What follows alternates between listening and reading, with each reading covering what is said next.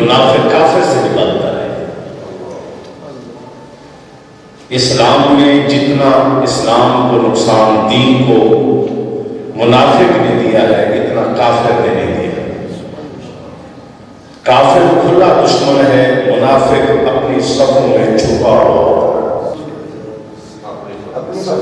منافق وہ ہے جو اپنی صفوں میں ہوتا ہے، مسلمان ہوتا ہے، لیکن مسلمان کہلانے والا مسلمان لیکن اندر رہ کے نقصان پہنچاتا ہے اور دین پہ چلنے کو تیار نہیں ہوتا۔ قرآن نے اس کے بارے میں بارہا کہا۔ ان کی علامت کیا ہے جی؟ ان کے دلوں میں اللہ نے بیماری رکھی ہوئی ہے، زمین پر فساد پھیلاتے ہیں۔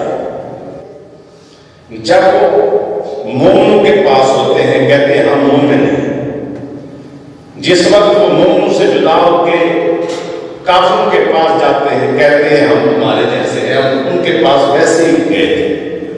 اور ان لوگوں نے دین کے بدلے دنیا لے لی اور بہت ہی سستا سودا کر لیا، اور پھر ان کی جو تجارت ہے اسے نقصان پہنچائے گی۔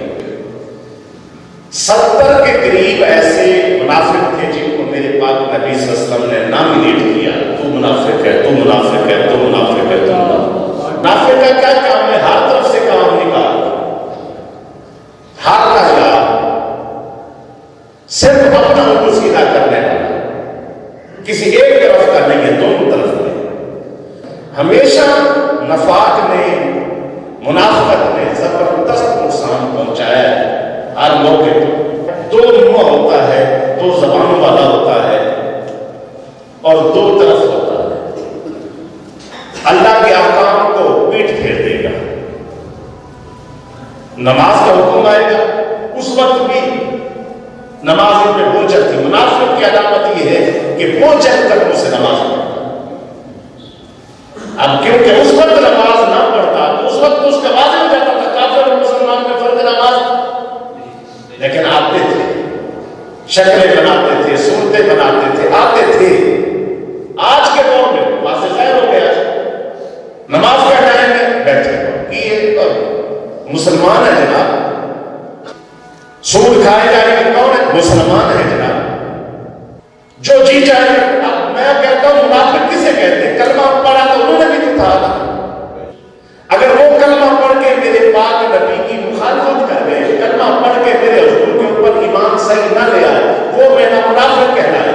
تو آج کے دور میں پیدا ہوا حضور کے فرمان کو نہیں مانے گا تو ابھی بھی مومن کھڑا ہے کہ میرے پاک نبی صلی اللہ علیہ وسلم نے فرمایا منافق کی علامت یہ بھی ہے جب وعدہ کرتا جھوٹ بولتا ہے، امانت رکھی جائے گی تو خیانت کرے گا۔ محمود آلوسی بہت بڑے مفسر قرآن ہیں، وہ ایک جگہ مرید تھی شیخ کے پاس، جنگ بدر کے موقع پر حضور صلی اللہ علیہ وآلہ وسلم نے پڑاؤ ڈالا، ایک طرف کافر نے پڑاؤ ڈالا۔ اتنی دیر میں دو صحابہ مدینہ پاک سے چلے، صحابہ لیٹ چلے، آنا حضور کے پاس تھا، وہ رستہ بھول کے کافروں کے پاس چلے گئے۔ جب ان کے قریب پہنچے انہوں نے پکڑ کے ابو جہل کے پاس پیش کیا۔ جب پیش کیا اس نے کہا کہ آپ ہمارے ساتھ جنگ لڑنے ہیں۔ اس نے کہا جنگ لڑنے نہیں جائے، ہم تو حضور صلی اللہ علیہ وسلم کی زیارت کرنا، تو ہم بھول کے آپ کی طرف آ گئے۔ نہیں، آپ ہمارے ساتھ جنگ لڑو گے اسی لیے ہم نے آپ کو مارنا۔ تو اس نے کہا نہیں بھائی، بات یہ ہے کہ ہم بھول کے آئے ہیں، ہم نے جنگ لڑنے نہیں آئے، ہم ان کے پاس سرکار کے پاس زیارت کے لیے آئے۔ جب انہوں نے چھوڑ دیا، جب حضور کی بارگاہ میں پہنچے میرے پاک نبی صلی اللہ علیہ وسلم نے صحابہ اور صحابہ بھی تھے ان کو بٹھایا۔ صحابہ خوش ہو رہے ہیں کہ ہمارے دو ساتھی ہمیں اور مل گئے۔ ایک بندے کی ضرورت تھی، بچے کی بھی ضرورت تھی کہ کوئی بچہ بھی آ جائے، عورتوں کی ضرورت تھی تاکہ کوئی زخمیوں کو پانی پلا دے، یعنی قلت تھی افراد کی۔ 1000 مقابلے میں ہے اور یہ 313۔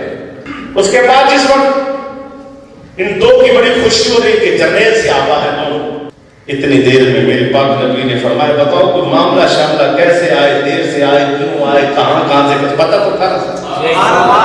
حضور ہم سفر کرتے کرتے نا بھول گئے، یہاں آنا تھا تو ہم ان کے پاس چلے، انہوں نے ہمیں پکڑ لیا، قید کر لیا۔ جب قید کیا تو اس کے بعد ہم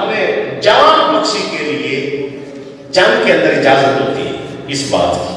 جان بخشی کے لیے ہم نے کہا ہم صرف زیارت کے لیے جا رہے ہیں اور اس کے بعد پھر ہم واپس مدینہ چلے جائیں گے. حضور ہم نے ان کو ویسے بول دیا ہے, اب حضور ہم ادھر لڑنے کے لیے آئے ہیں, آپ کے ساتھ ہوں گے, کافروں کے ساتھ لڑیں گے. میرے پاک نبی کھڑے ہو گئے, ان کو پکڑ کر فرمانے لگے اب تم صرف زیارت کے لیے.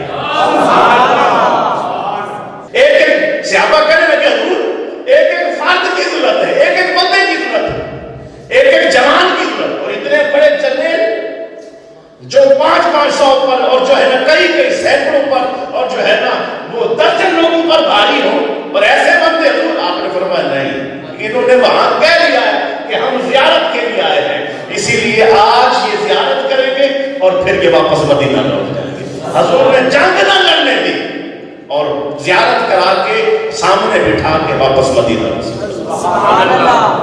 جو وعدہ ہو گیا اس کو پورا کرنا, یہ کس کی علامت ہے؟ ایمان کی علامت.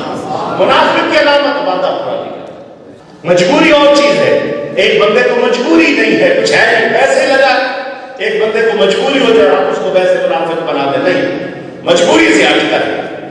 ایک بندہ آپ سے وعدہ کرتا ہے اور جان بوجھ کے اس پہ غفلت کرتا ہے, وہ ہے. ایک بندہ مجبور ہو گیا, اس کی بات ہو شریعت نے اس کو جانتا ہے. یہاں میرے آقا نے فرمایا صلی اللہ علیہ وسلم خیانت, سب سے بڑی خیانت کیا ہے؟ یا رسول اللہ ہمیں نہیں پتا سب سے بڑی خیانت کیا ہے. فرمایا خیانت یہ ہے کہ آپ جس بندے سے محبت کی پینگیں بڑھا رہے ہیں وہ آپ کو سچا سمجھ رہا ہے, آپ اس کے ساتھ اندر اندر سے جھوٹ بول رہے ہیں. بظاہر بندہ کڑوا لگتا ہے, حق کہنے والا بندہ تھوڑا سا دوسرے بندے کے دل کو ٹھیس پہنچتی ہے, لیکن میرے آقا نے فرمایا بندہ سچا وہی ہے جو منہ پہ بھی بول دیتا ہے. سبحان اللہ. سب سے زیادہ قیامت والے دن عذاب کس کو ہوگا؟ اشد العذاب یوم القیامت ذو الوجہین, دو معادل, دو زبانیں رکھنے والا. ادھر اس بیٹھک میں بیٹھا, اس مجلس میں بیٹھا, اس میں ہو جائے گا, دوسرے کے پاس جائے گا, اس طرح ہو جائے گا. سب سے زیادہ جو ہے اللہ کے ہاں عذاب قیامت والے دن اس بندے کو دیا جائے گا جس کا, یعنی مسلمانوں میں مسلمان, منافقوں میں کافروں میں جا کے کافر ہو گیا, سنیوں میں جا کے سنی ہو گیا, دوسروں میں جا کے وہ ہو گیا. جو کسی کے ساتھ نہیں بگاڑتا, سب کے ساتھ بناتا ہے, تعلق جوڑتا ہے, اس کے لیے ایک یک درگیر محکم نہیں, ایک در کو پکڑنا ہے اور مضبوطی سے پکڑنا